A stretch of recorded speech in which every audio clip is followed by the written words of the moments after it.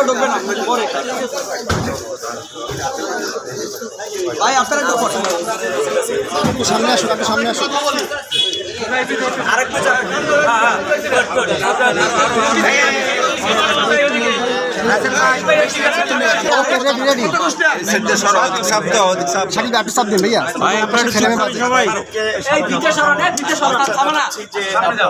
আপনি কি প্রবাসে গিয়ে স্বাবলম্বী হতে চান? পূর্বে বুকিংকৃত বিমানের টিকিট পরিবর্তন করতে চান, অথবা ট্যুরিস্ট ভিসার মাধ্যমে এই সুন্দর পৃথিবী ঘুরে দেখার স্বপ্ন দেখছেন? আপনার স্বপ্নকে বাস্তবায়ন করতে A to Z travels and tours আছে আপনার সাথে। অপেক্ষা করেছেন। আমি একটি অনির্ধারিত সফরে আসলে বরিশালে আসা আমাদের দলের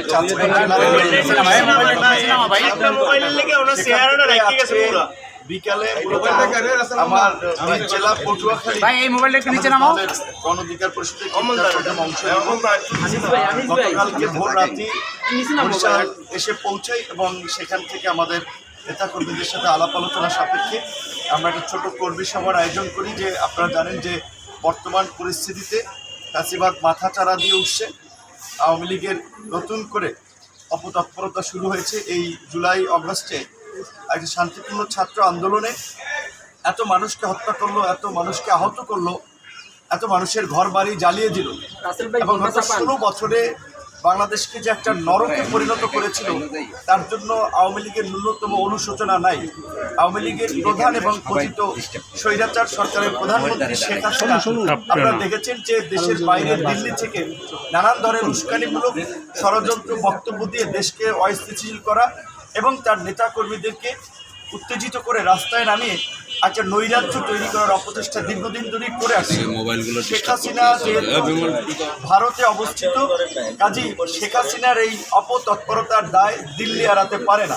সেই জায়গা থেকে আমরা বারবার ঢাকার ভারতের দূতাবাস তাদেরকেও সরকারের পক্ষ থেকেও তাদেরকে ডেকে তলব করে জানিয়ে দেওয়া হয়েছিল শেখ হাসিনার এই অপতৎপরতা বন্ধের জন্য ভারত পদক্ষেপ নেয়।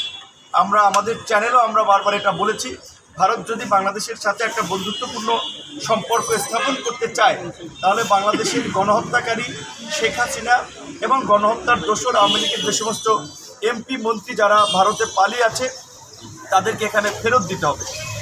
আজকে এই গণ অভ্যুত্থানের পরবর্তীতে রাজনৈতিক দলসমূহের মধ্যে যে একটি জাতীয় ঐক্য তৈরি হয়েছিল সেটি নানা কারণে কিছুটা বিভক্তি এবং বিভাজনের দেখা দিচ্ছে, এটা সত্য।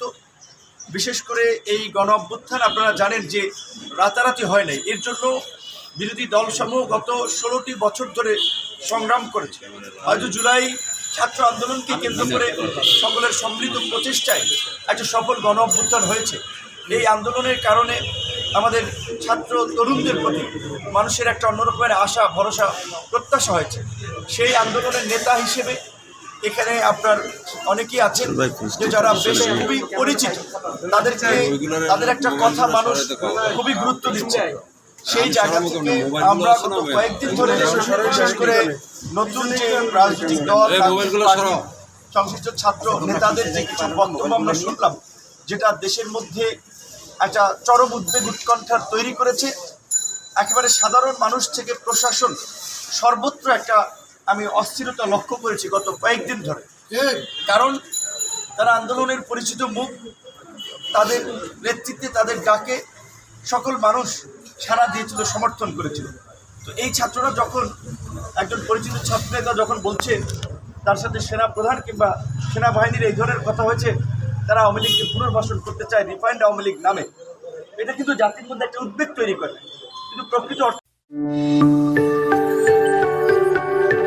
26 টেলিভিশন, মাতৃভূমির বন্ধনে।